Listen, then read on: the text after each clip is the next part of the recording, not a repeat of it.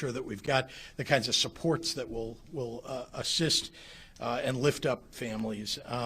But in the of future, and when there are public safety concerns that need to be covered, we have two resources. One is, and the first line of defense for the state of Illinois, our state police. They are highly trained. Now, there's a 13,000 person Chicago Police Department, but only a 1,900 person state police. But these are highly trained police officers. They go through a longer process in order to become a trooper. And they're very, very good. And they have been a part of the rapid reaction force that was not only during the looting that occurred during the George Floyd protests, but also in the last 10 days.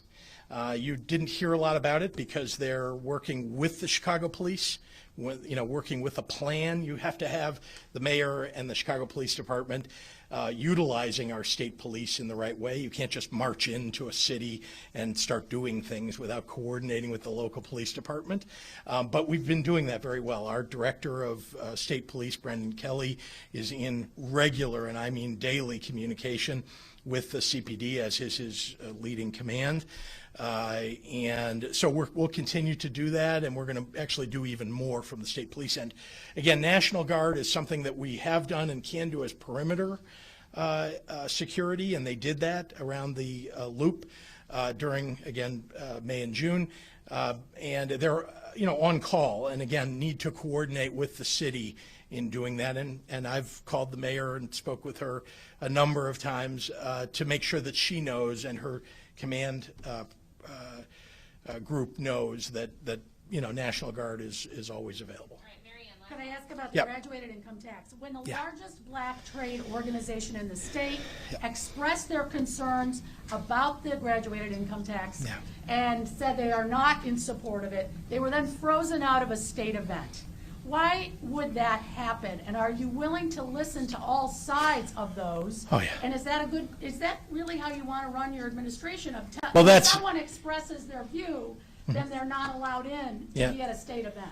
Look, all I can say is this. I have, in fact, I've spoken with Republicans who oppose this, about the graduated income tax. I've spoken with groups that oppose it. In fact, I took many of their concerns into consideration when I was advocating for it in the legislature last year. And we did incorporate some of their concerns, even though none of the Republicans voted for it, but some of their concerns, because they were, they were worthwhile. The pandemic is what their concern is, that this might not be the best time for this. Well, actually, I would argue that in the midst of a pandemic, when, as you know, COVID-19 has caused a complete hole in the normal revenues that would come into the state, that indeed, when people need health care, when people need social services more than ever before, that this is, in fact, the time when we need to provide those services and pay the bills for them. And this is just putting right what has been wrong for now 50 years in Illinois, which is an unfair flat tax system that taxes poor people and working class people and middle class people at a higher rate on average, higher rate under the flat tax system than people who are wealthy. And so we're trying to change that. Thank you. Thank you.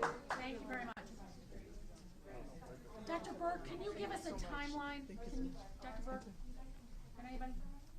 Dr. Burke, do you have a business card? Dr. Burke?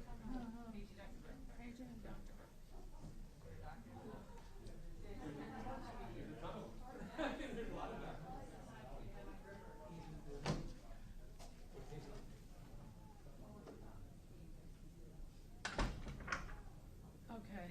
Oh my God.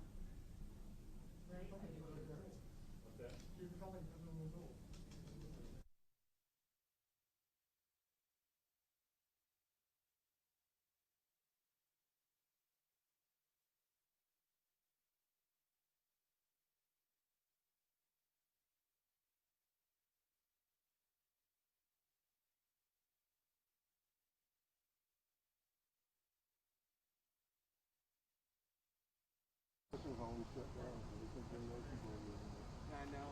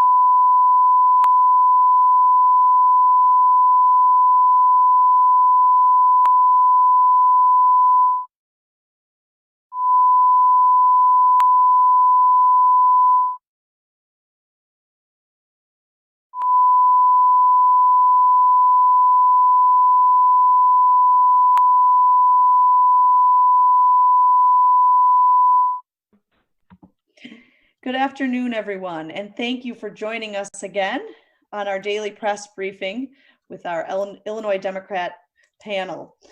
We are excited for our event tonight. Mary will go over that a little bit more. Just a few reminders again that if you do have questions while the panel is speaking, please send them by email to me, Eileen, and we'll get started. Thanks, Mary. Thanks, Eileen. Thanks for getting this all set up. Good afternoon, everybody.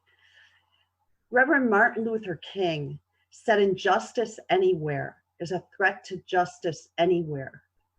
The murder of George Floyd and Breonna Taylor and the disproportionate toll that COVID-19 has had on communities of color pulled back the curtain on the wound of economic and racial injustice in our country. Democrats have fought to give a voice to the voiceless, lend a hand to those who are struggling, and have always understood that sowing seeds of hatred, as our president has done, is wrong. As we put together the events of this week, the Democratic Party of Illinois wanted to highlight the significance of this moment in time, the desperate need to defeat Donald Trump, the hater-in-chief, and to elect two people who have fought for justice their entire lives, Joe Biden and Kamala Harris. I am honored to introduce Lieutenant Governor Juliana Stratton, who has dedicated her life to fighting for justice. And she is also the first African-American woman to serve as Lieutenant Governor, and she chairs the Council on Women and Girls. Lieutenant Governor Stratton, thank you for being here this afternoon. Thank you so much, Mary. We have a racist president, and that's the last thing that we need as we face two pandemics, that of COVID-19 and that of systemic racism. From day one, this president has worked to fan the flames of racial divide to the point where our country is now more divided than ever. In the wake of the murders of George Floyd and Breonna Taylor and so many others that I simply don't have time to name, Illinoisans across the state, not just in Chicago, but in small towns and rural communities, have said enough is enough and have banded together to fight racial injustice and demand equal justice under the law for all. What is clear is that the call for racial justice will never be realized without economic justice. Too many Black and brown communities have suffered decades of disinvestment and the accompanying failed policies that have led to the disparities that we see in employment opportunities, affordable housing, public education, and quality health care, and so many more areas as well. Tonight, I will join my colleagues in the Illinois delegation for the 2020 Democratic National Convention to reaffirm our commitment to racial and economic justice, not just as a platform, but as what will spur Joe Biden, Kamala Harris, Dick Durbin, Lauren Underwood, Sean Casten, Betsy Dirksen-Londrigan, and Marie Newman to victory come November 3rd. I look forward to tonight's conversation. Thank you. Thank you, Lieutenant Governor. Illinois has just announced a record for giving items of value back to residents. The returner-in-chief is our operator-in-chief, it's Illinois Treasurer Mike Frerichs. Thank you for being here. You're muted. There we go. Let's try that again. Thank you, Mary. We had some exciting news last week, announcing returned over $1 billion since taking office. And all that part of our job is very important. I think there are other important things that people are focused on right now. First off, let me just say that violence against one is violence against all. And that our President Trump's hateful rhetoric over the last 4 years has exacerbated racial tensions in this country. His attacks on people of color and immigrants to rally his political base have inflamed underlying racial and ethnic prejudices. Now that we have seen the worst in people, we can now choose to act with civility and compassion. Our national politics should not disproportionately favor the wealthiest Americans over the hourly worker. There is an imperative of health care for all, and COVID has made that more clear today than before. We also have to acknowledge that there are great health disparities in Black and brown communities. Access to childcare and affordable housing as well. Our students need equitable access to schools regardless of whether they live in a rural community or in the inner city. Government plays a role in lifting families out of poverty. We've seen that in things like supporting the social safety net, Medicare, Medicaid, SNAP benefits. In Illinois, in our office, we started a secure choice savings program to make sure that people can retire with dignity. We've set up a savings program for people with disabilities so that their parents can leave them with a brighter future. We've established the Charitable Trust Grant Program to help our nonprofits in the state help those hurting most. It is not enough to just attack others. We have to find ways to lift them up. And I think that's what the Democratic Party is showing at this convention, that we are the party of ideas, the party to help those, and I look forward to discussing that more this evening. Thank you, Treasurer Frerichs, and thank you for everything that you do to lift people out of poverty. Our last speaker is Marie Newman. In her second run for office, Marie became the Democratic nominee in the 3rd Congressional District. She has outlined wide-ranging priorities for the district, which stretches from Bridgeport to Lockport. Please welcome Marie Newman. Well, good afternoon, everyone. I couldn't be more pleased to be here, and I echo what the Lieutenant Governor had to say, as well as Mike. We are at an opportunistic moment as Democrats. We are the party of solutions. So let me say 3 things and be clear that healthcare is a human right, that everybody should have an economy that works for everyone, and Black Lives Matter. And I am here, as I am every day, whenever I speak, saying that I am an ally for all of those critical concerns. So to that end, I think we've learned something very important, that there's an intersection going on that we have to take an opportunity to fix. It's the intersectionality of economic rights, racial justice, and healthcare rights. And so I am here to tell you that I am committed to bringing healthcare for all to everybody, because healthcare is a human right. I am here to say that we absolutely must solve our racial justice problem in this country, without a doubt, for a lot of reasons, but not the least of which it is the moral and correct thing to do.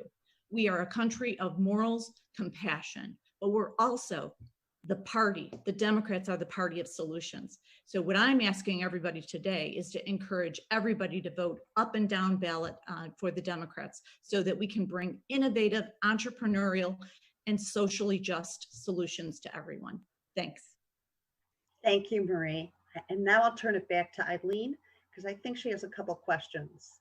Sure. Thanks. The first question is from Craig Delamore at BBM Radio. This is for everyone. How much is the coronavirus pandemic and the economic slowdown affecting efforts for economic and racial justice? For example, efforts to bring Black and Latinx entrepreneurs into the cannabis industry seem to have stalled.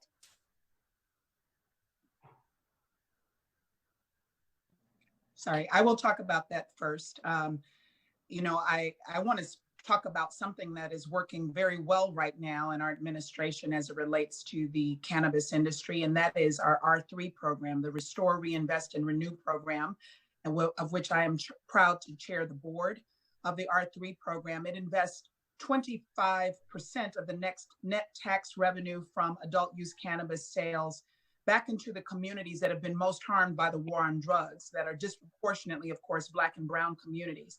And I think that's an important something that's important to lift up as we are talking about racial and economic justice. It was imperative not just to Governor Pritzker and I, but also to members of the General Assembly, specifically the members of the Illinois Legislative Black Caucus, as well as community leaders around the state, that said that when this industry got underway, that we had to make sure that these communities that have been over-criminalized and policed for the use of adult use cannabis would be able to benefit from this industry and have real investment in their communities.